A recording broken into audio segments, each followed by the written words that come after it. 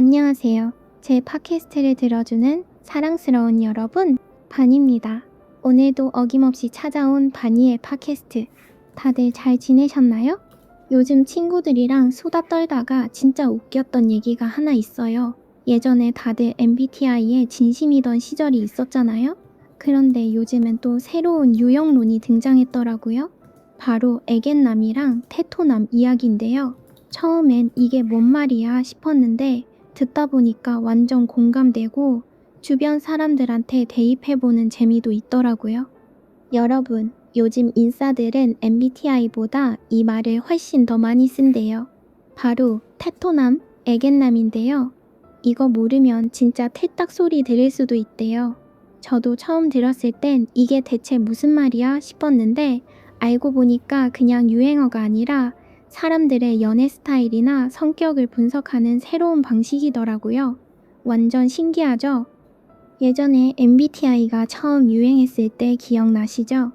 처음엔 그걸 왜 굳이 말해? 하면서 시큰둥했던 사람들도 있었는데 나중엔 다들 알게 됐잖아요.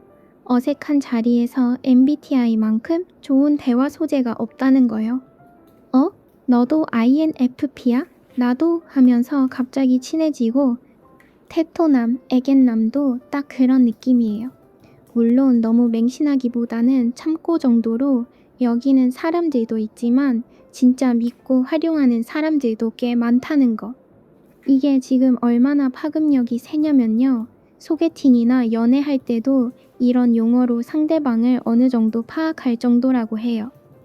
이 사람 완전 테토남이네. 저 친구는 애견남 스타일이야. 이러면서요. 솔직히 어색한 자리에서 무슨 얘기 꺼내야 할지 고민되는 분들 많잖아요. 요즘 트렌드 따라가려고 노력은 하지만 사실 이런 신조어 하나쯤 가볍게 알아두면 대화가 훨씬 더 재미있어질 수 있다는 거 무시 못하죠. 그래서 오늘은요. 테토남이랑 애견남 정확한 뜻도 모르고 그냥 쓰는 분들이 많은 것 같아서 제가 제대로 한번 정리해봤습니다. 은근히 알아두면 여기저기 대화에 알뜰하게 써먹을 수 있으니까 끝까지 집중해서 들어주세요. 구독과 좋아요 눌러주세요. 자, 그럼 테토남이랑 애견남의 뜻을 제대로 이해하려면 먼저 이 용어들이 어디서 나온 건지부터 알아봐야겠죠? 테토는 테스토스테론, 즉 남성 호르몬에서 따온 말이고 애견은 에스트로겐, 여성 호르몬에서 유래한 표현이에요. 근데 여기서 제일 중요한 포인트, 이건 성별이랑은 큰 상관이 없다는 거예요. 단순히 호르몬 이름에서 가져온 말일 뿐, 그러니까 남자라고 해서 무조건 테토남이 되는 게 아니고 여자라고 해서 무조건 애견녀라고 말할 수 없다는 뜻이죠. 이 분류법은요, 성별보다는 그 사람의 성격, 행동 패턴, 감정 표현 방식에 따라 나뉘는 거예요. 먼저 테스토스테론 타입부터 살펴보면 이해가 좀 더 쉬울 거예요. 이 기준에 따르면 적극성, 직진력, 추진력 같은 성향을 가진 사람은 테토 타입이라고 불러요. 조금 더 남성적인 에너지를 가진 사람에게서 자주 보이는 특징들이죠.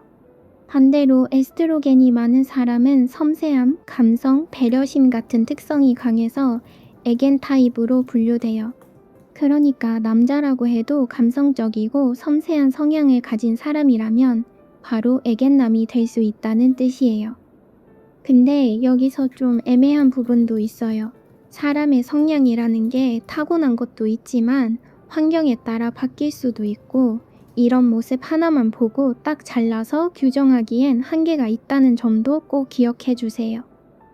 테토남의 가장 큰 특징 하나만 꼽자면 바로 행동력이에요.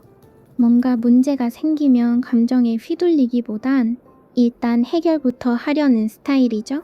감정보다는 현실적인 해결책을 우선으로 찾는 편이에요. 연애할 때도 마찬가지예요. 좋아하는 사람이 생기면 망설이지 않고 직접 다가가서 솔직하게 마음을 표현하는 타입이에요.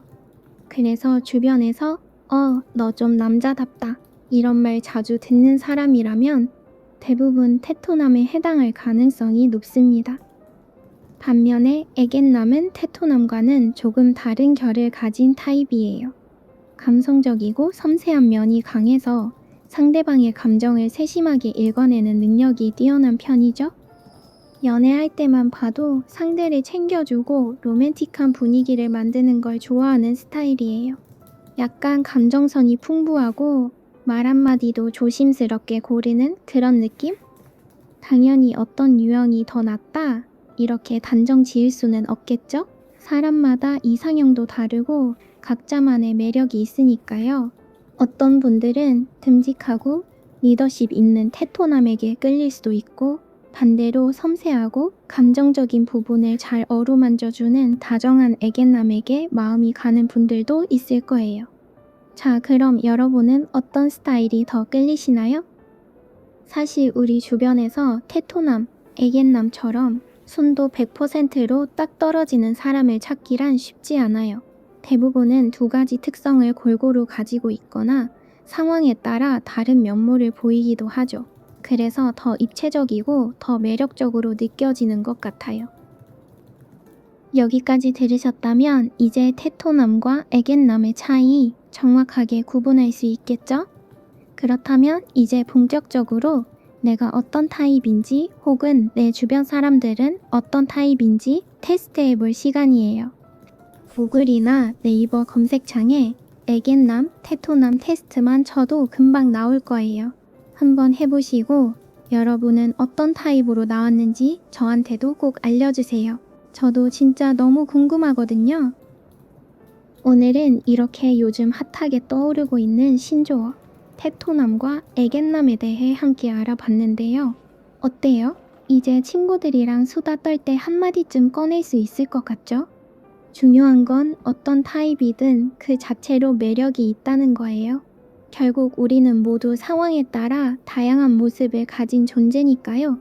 그럼 오늘도 재미있게 들어주셔서 너무 감사하고요. 좋아요와 댓글 그리고 구독까지 해주시면 정말 힘이 됩니다. 바니의 팟캐스트 다음 편도 기대해주세요. 안녕.